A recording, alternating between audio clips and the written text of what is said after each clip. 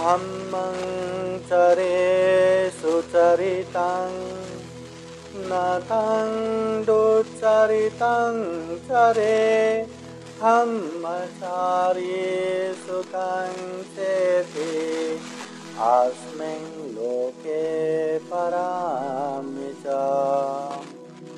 बुद्ध धम्म संघ को त्रिवार वंदना।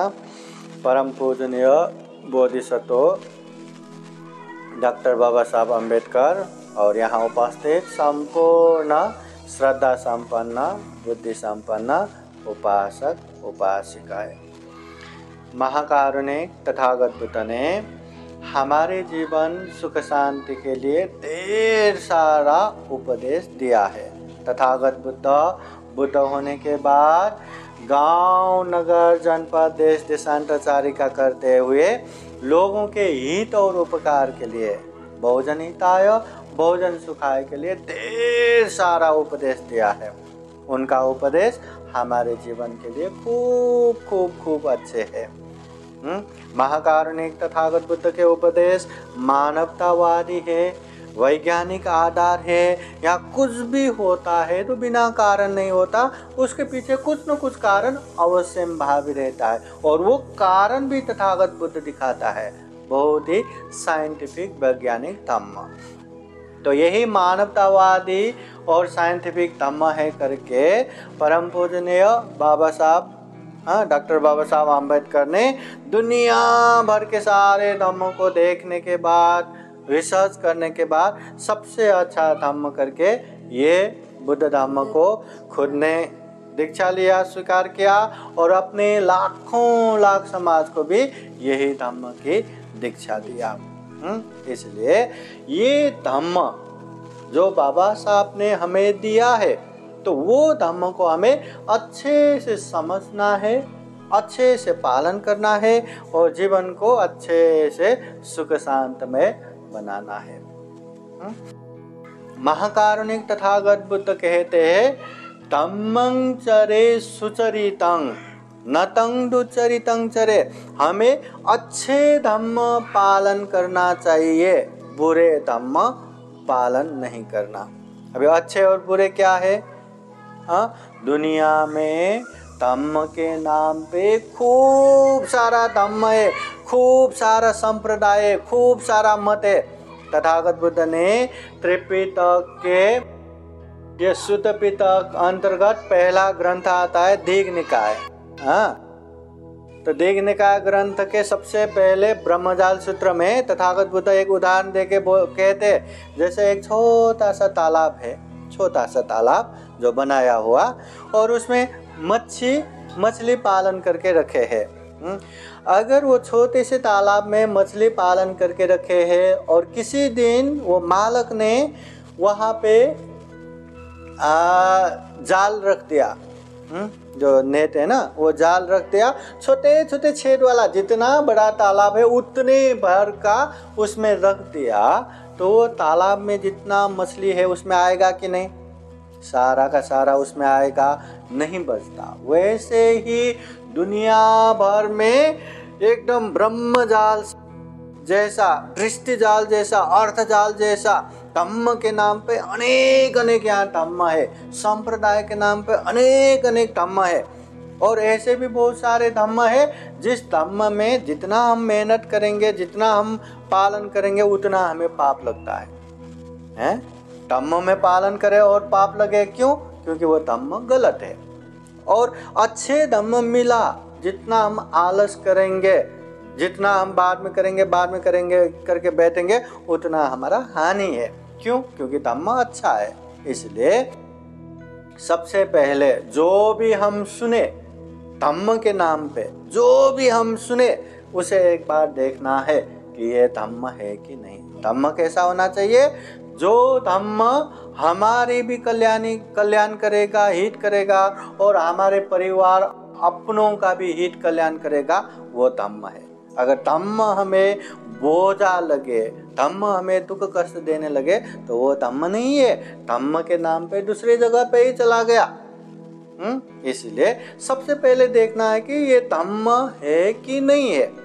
अगर धम्म है तो उसे अच्छे से पालन करना है, आलस करके बैठना नहीं है। बहुत सारे लोग ऐसा ही करते हैं ना, अरे ये तो बहुत अच्छा है, पालन भी करना चाहिए, पर क्या करूं, अभी मैं बिजी हूँ, व्यस्त हूँ। हाँ, पढ़ने वाला बोलेंगे मुझे पढ़ना है, काम करने वाला बोलेंगे मुझे काम करना है, घर बनाने वाला बोलेंगे मुझे घर बनाना है, मुझे ये करना है वो करना है। अरे ज़िंदगी ख़त्म हो जाएगा, ये करना है वो करना है, ये चाहिए वो चाहिए, ये ख़त्म नहीं होगा।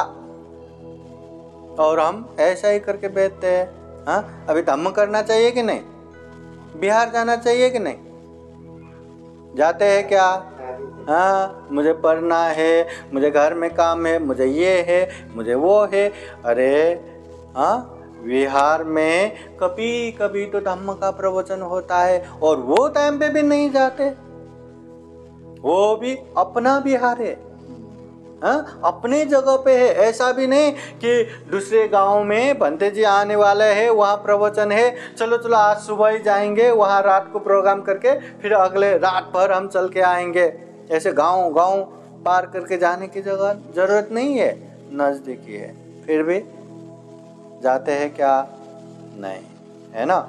इसलिए धम्म क्या है पहचानो, अच्छा क्या है पहचानो। और ये पहचानने की खूबी हम में ही है। क्यों? क्योंकि हम इंसान है ना, हम में चिंतन मनन करने की शक्ति है, हम में विवेक बुद्धि है, हम में प्रज्ञा है। कोई भी चीज अच्छा बुरा हम समझ सकते हैं। भंते जी प्रवचन दे रहे तो वो प्रवचन कितना अच्छा है कितना बुरा है हम समझ सकते हैं, कितना हमें चाहिए कितना नहीं चाहिए वो भी समझ सकते हैं। हम इंसान है। हाँ, इसलिए अपने विवेक बुद्धि प्रज्ञा से अच्छे से धम्म है कि नहीं वो जानना जरूरी है। क्योंकि धम्म के नाम पे कोई भी कुछ भी बोलेगा, साधु साधु करके वो ऐसा ही करते रहेंगे तो कहाँ चलेगा, है ना। इसलिए तथागत बुद्ध भी कहता है, मैंने अर्थात बुद्ध ने कहा है करके भी आंख बंद करके स्वीकार करना नहीं है। पहले देखो वो ठीक है कि नहीं है, वो धम्म है कि नहीं है, वो धम्म पालन करने से तुम्हारा कल्याण होगा कि नहीं होगा। हाँ, खुद का तो कल्याण हो रहा है और अपनों को बहुत ही तकलीफ हो रहा है क्या, ये भी देखो। क्योंकि धम्म खुद का भी कल्याण करता है, अपनों का भी कल्याण करता है। और खुद का स्वार्थ सिद्ध हो रहा है और सबको तकलीफ हो रहा है तो वो कैसा धम्म। हाँ, इसलिए सबसे पहले धम्म क्या है एग्जैक्ट उसको पहचानो, जैसा है वैसा ही जानो पहचानो और अच्छे धम्म पालन करते जाओ करते जाओ करते जाओ। अभी धम्म बोले तो बहुत सारे लोगों को लगता है बिहार में जाना, पूजा करना, बहुत सारे फूल माला धूप अगरबत्ती चढ़ाना और वहाँ जाके बुद्ध वंदना करना, परित्राण सुनना, धम्म देशना सुनना, बहुत समय वहाँ बिताना, उसको ही धम्म। इसलिए अभी तो काम करने वाले कहाँ इतना टाइम निकालेंगे, पढ़ने वाले कहाँ इतना टाइम निकालेंगे। नहीं, अभी हम नहीं करना धम्म बोले तो हमें बुढ़ापे में करना, जब कुछ भी काम नहीं रहेगा ना तब करना। ऐसा ही सोचते हैं ना बहुत सारे लोग। अगर बुढ़ापे में ही या वो एक एज होने के बाद ही सब कर सकते हैं तो आपकी मम्मी क्या हर दिन बिहार जाती है? आपके पिता हर दिन बिहार जाते हैं? बिहार के बाहर जाएंगे, बिहार में जाके वंदना करके वो प्रवचन सुन के बैठते नहीं ना। हाँ, अगर वो उस समय नहीं कर सकते तो हम वो टाइम पे जाके कहाँ कर पाएंगे। इसका मतलब क्या है, हमें धम्म करने का आदत बनाना चाहिए। अगर अभी आदत नहीं बना बाद में भी नहीं बनेगा। और ये धम्म बोले तो क्या है? धम्म बोले तो अच्छे मार्ग है, जीवन जीने की कला है, आर्ट ऑफ लाइफ है।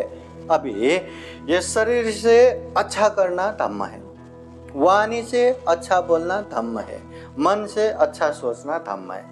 अभी ये धम्म तो बुढ़ापे में करेंगे, अभी हमारे पास टाइम नहीं है। क्या कुछ भी बोलते रहेंगे, आप गाली गलौज देते रहेंगे, हाँ, मन से किसी का कुछ भी सोचते रहेंगे और शरीर से किसी को भी मारेंगे, हिंसा करेंगे, बेविचार करेंगे, हैं?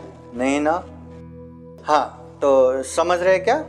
इसलिए सबसे पहले हमें क्या करना चाहिए, क्या नहीं करना चाहिए, वो ध्यान रखो। आपको सुख चाहिए तो आपको ही करना है, आपको चाहिए तो आपको ही करना है। मेरी बहन कर रही है करके आप छीन के नहीं ले सकते, मेरे माता जी कर रहे करके छीन के नहीं ले सकते।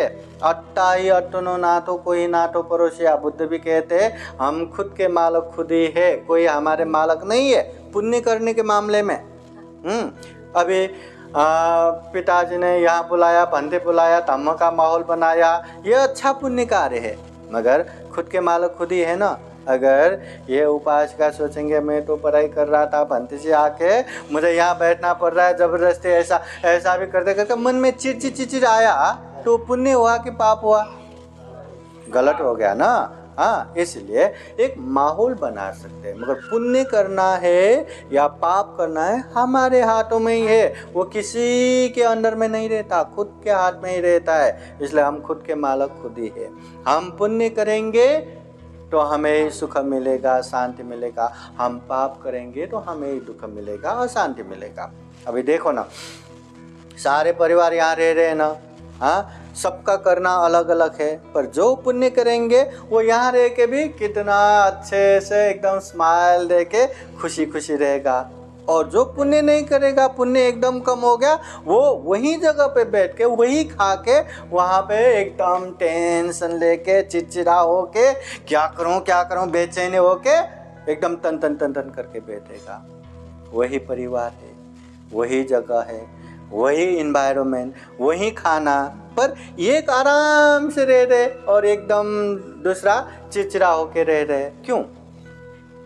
क्योंकि जो अच्छा सोचेगा, जो अच्छा बोलेगा, जो अच्छा शरीर से करेगा, वो पुण्य कर रहा है, वो धम्म कर रहा है। और जो धम्म करने वाले हैं, धम्मो हवे रक्षते ते धम्मचारी, धम्म ही उसका रक्षा करता है। धम्म करने वाले को धम्म ही रक्षा करेगा।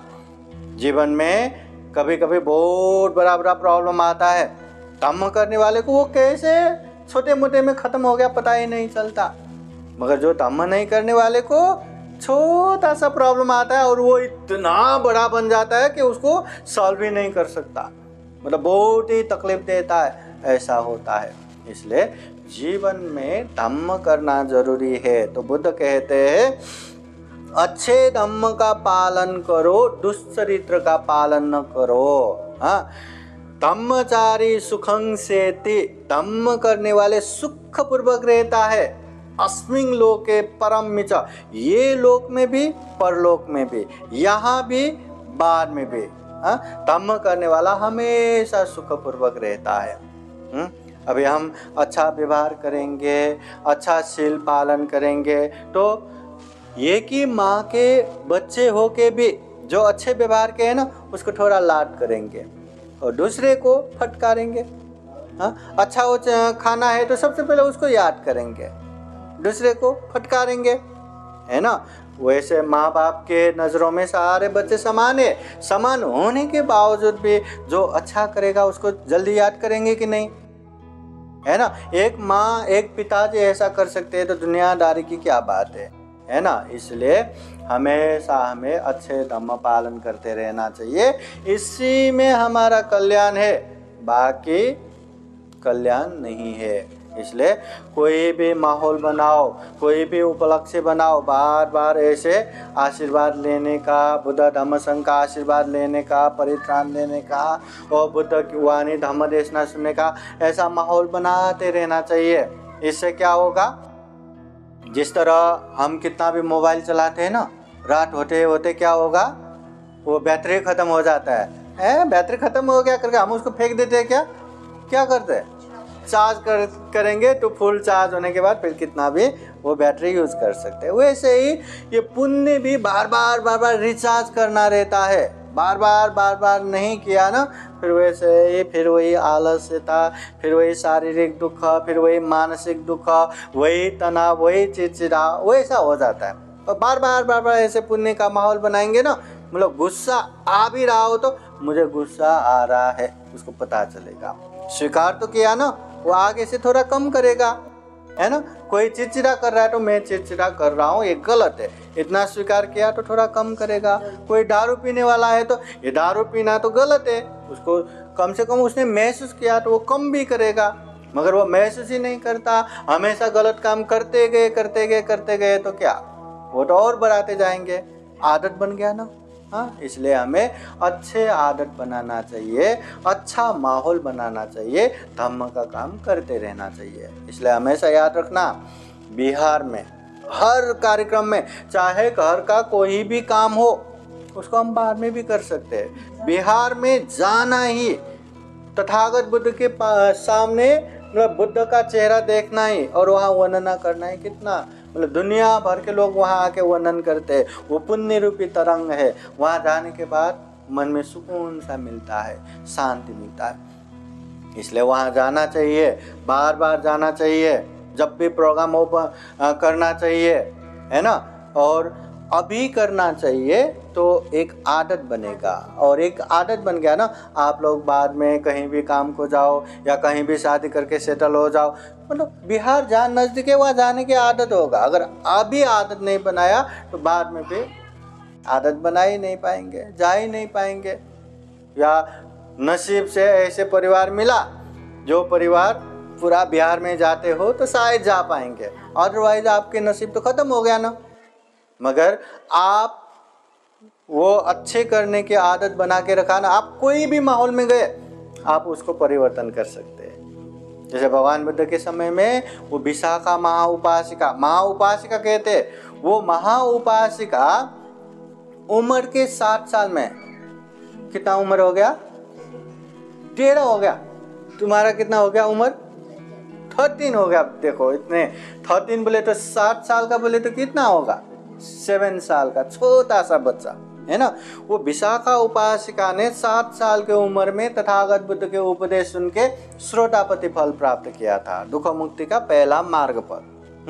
जब वो बड़ी हो गई तो उसको एक ऐसे घर से रिश्ता आया जो एकदम श्रावस्ती के धनवान सेठ है, पर बुद्ध के पास नहीं जाता, नंगे साधु लोग है ना, उनको मानने वाले।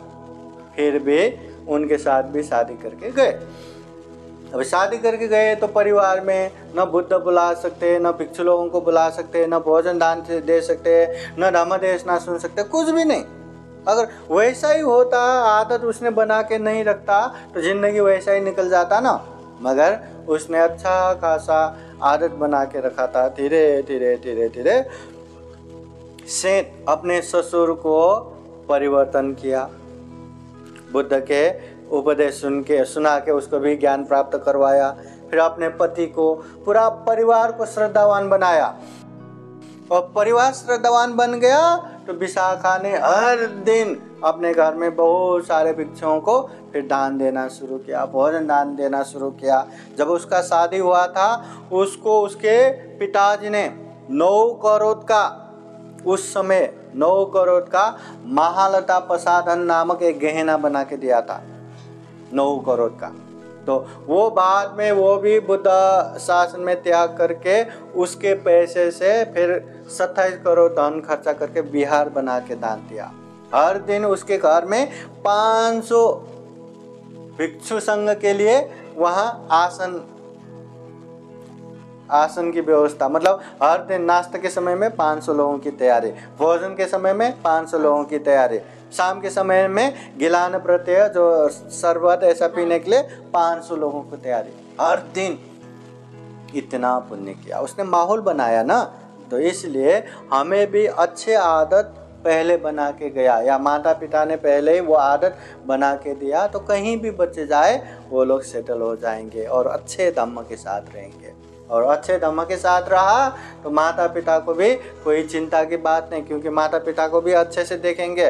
और अच्छे धम्मों में नहीं रहा तो माता पिता जाने दो, पहले अपना ही देखेंगे, अपने परिवार का ही देखेंगे, घर का देखेंगे, बच्चे का देखेंगे, उसी में जाएगा, है ना। और धम्म में रहा तो सबसे पहले माता पिता को देखेंगे। इसलिए हम भी जीवन में खूब सारा पुण्य कर सके, धम्म कर सके, धम्म का माहौल बना सके और जीवन में खूब सारा पुण्य धम्म करते करते सभी दुखों से मुक्त निर्वाण की तरफ निरंतर आगे बढ़ सके, ऐसी कामना करते हुए बुद्ध वचन पाली गाथा द्वारा आशीर्वाद देते। सब लोग एक बार हाथ जोड़ के बैठिए। सबे देयो विवाजन्तु सब्बरोगो विनाशतो माते भवतु अन्तरायो सुखी दीर्घायुको भवतु सर्वमङ्गलं रक्षन्तु सर्वदेवता सर्वभूतानुभावेन सदा सोते भवन्तु ते भवतु सर्वमङ्गलं रक्षन्तु सर्वदेवता सर्वधर्मानुभावेन सदा सोते भवन्तु ते भवतु सर्वमङ्गलं रक्षन्तु सर्वदेवता सर्वसङ्गानुभावेन सदा सोते भवन्तु ते एचितं पाचितं दुह्यं क्षिप्रमेव समेजतो सपे पुरन्तु चेतसङ्कल्पा पन्नरसो यथा आयु आरोग्ये सम्पत्ति सर्ग सम्पत्तिमेव च अथो निब्बान सम्पत्ति इमिनाते समेधतो। साधु साधु साधु। बुद्धं नमामि धम्मं नमामि संघं नमामि अहं वंदामि सर्वदा। सबका मंगल हो, सबका कल्याण हो, सुखी हो, सुखी हो। साधु साधु साधु। बुद्धं नमामि, बुद्ध को नमन करता हूँ।